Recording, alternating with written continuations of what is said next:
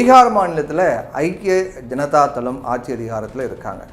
அங்கே முதலமைச்சராக நிதிஷ்குமார் இருக்கார். நம்ம எல்லாருக்கும் தெரியும், கூட்டணி ஆட்சி அமைக்கப்பட்டிருக்கு. சீக்கிரமாகவே பீகாரில் சட்டமன்ற தேர்தல் நடக்க இருக்கிறதால இப்போ இந்தியா முழுக்க பீகாருடைய கவனம் அப்படிங்கிறது ஈர்க்கப்பட்டிருக்கு. இந்த முறை யார் ஜெயிக்க போகிறாங்க அப்படிங்கிற எதிர்பார்ப்பு அதிகமாக இருக்குது.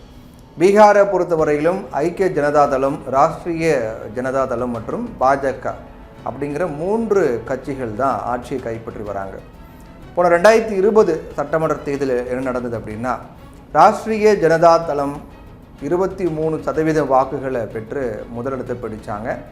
இருந்தாலும் 19.46% வாக்குகளை பெற்று 2ஆம் இடம் பெற்ற பாஜக மற்றும் 15.39% பெற்று 3ஆம் இடம் பிடித்து ஐக்கிய ஜனதா தளம் கட்சிகள் கூட்டணி அமைத்தாங்க.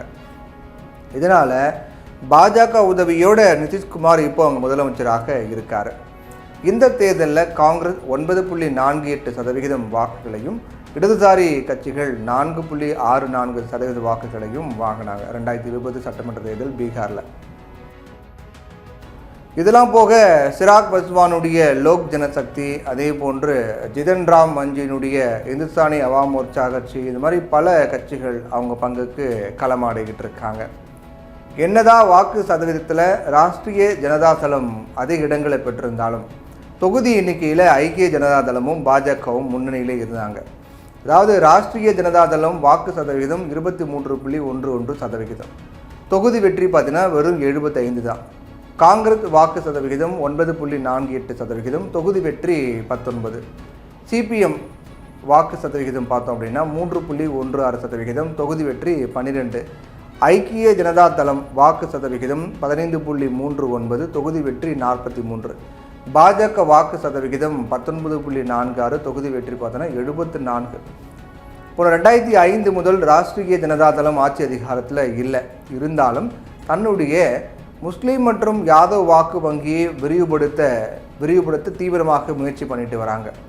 குறிப்பாக ஓபிசி வாக்கு வங்கியை கவனத்தில் கொண்டிருக்காங்க. இதுக்காக தான் குஷ்வாஹா, தனுக், மல்லா போன்ற இதர பிற்படுத்தப்பட்ட மற்றும் மிகவும் பிற்படுத்தப்பட்ட சமூகத்தினுடைய வாக்குகளை கவரும் முயற்சியில் ராஷ்ட்ரிய ஜனதா தளம் இறங்கியிருக்காங்க.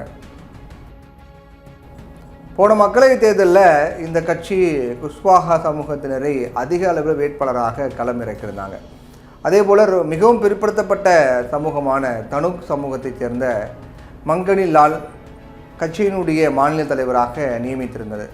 பீகாரை பொறுத்தவரை மிகவும் பிற்படுத்தப்பட்ட வகுப்பினர் சுமார் 36 விழுக்காடு பேர் இருக்காங்க. இவங்க தான் வெற்றி வாய்ப்பை தீர்மானிக்கக்கூடிய இடத்துல இருக்காங்க. இன்னொரு பக்கம் பார்த்தீங்கன்னா சிபிஐ எம்எல்னு சொல்லுவாங்க. இந்த கூட்டணி மூலமாக தலித்களுடைய வாக்குகளை பெற அந்த கட்சி முயற்சி பண்ணிட்டு வராங்க. வடபீகாருடைய கோசி, மிதிலாஞ்சல் பகுதியில் சமஸ்திபூர், தர்பங்கா, மதுபானி போன்ற மாவட்டங்களில் கிட்டத்தட்ட 40 சட்டமன்ற தொகுதிகளில் மிகவும் பிற்படுத்தப்பட்ட வாக்காளர் எண்ணிக்கை அதிகமாக இருக்குது. இந்த சமூக மக்களை சேர்ந்தவரை தலைவராக நியமித்திருப்பதன் மூலமாக 40 தொகுதிகளையும் கட்சியினுடைய வாக்கு வங்கி அதிகரிக்க வாய்ப்பு இருக்குது. அதே போல் கங்கை நதிக்கரையில் இருக்கக்கூடிய தொகுதிகளில் மல்லா அல்லது கேவத் சமூகத்தினுடைய மக்கள் அதிகமாக இருக்காங்க. இவனுடைய கட்சியாக முகேஷ் சஹானியினுடைய விகாஸ் ஹில் இன்சான் கட்சி இருக்குது. இது இப்போது ராஷ்ட்ரிய ஜனதா தளம் கட்சியுடன் தான் கூட்டணி இருக்காங்க. அதனால் இந்த பகுதியிலும் வெற்றிக்கான வாய்ப்பு அதிகமாக இருக்குது.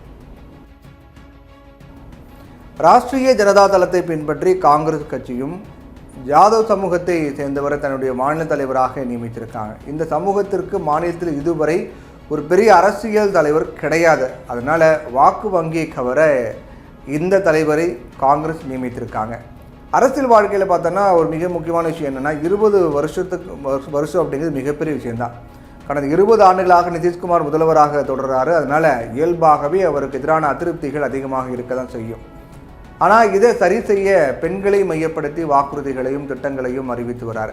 குறிப்பாக மதுவிலக்கு மற்றும் பள்ளி மாணவிகளுக்கு இலவச சைக்கிள் போன்ற திட்டங்களால் நிதிஷ்குமார் பெண் வாக்காளர்களிடையே பெரும் நன்மதிப்பு பெற்றிருக்கார். இந்த முறை சாதி வேறுபாடற்ற இந்த பெண் வாக்காளர்கள் வங்கி அப்படிங்கிறது இவருடைய வெற்றி கை கொடுக்குமா அப்படிங்கிறதும் போக நமக்கு தெரிய வரும். எதிர்கட்சியில் பிரச்சாரம் வெற்றி பெறுகிறதா அப்படிங்கிறது நம்ம பொறுத்து தான் பார்க்க வேண்டும். பீகாருடைய அரசியல் களம் அப்படிங்கிறது சூடுபிடிக்க தொடங்கி இருக்கிறது. தமிழ்நாடுடைய சட்டமன்ற தேர்தல் போல இந்தியா முழுக்க அதிக கவனத்தை பெறக்கூடிய மாநிலமாக பீகார் இருக்கிறது. அங்கு என்ன மாற்றங்கள் ஏற்பட போகிறது, அதே நிலை தொடர போகிறதாங்கிறத பொறுத்து இருந்தால் பார்க்கணும்.